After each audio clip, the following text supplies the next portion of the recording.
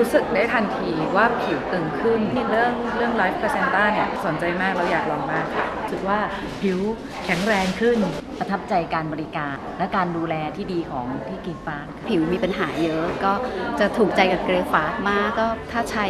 อย่างอื่นนี่คือไม่ได้เลยรู้สึกได้เลยได้ชัดนะคะเพราะว่าเวลาไปบินอยู่บนเครื่องอากาศเปลี่ยนตลอดเวลาแล้วก็เราจะหน้าแห้งมากนี้ก็จะหน้าไม่แห้งแล้วก็รูขุมขนที่เคยขยายเพราะอากาศเปลี่ยนก็ดีขึ้นนะคะคือรู้สึกได้นะคะ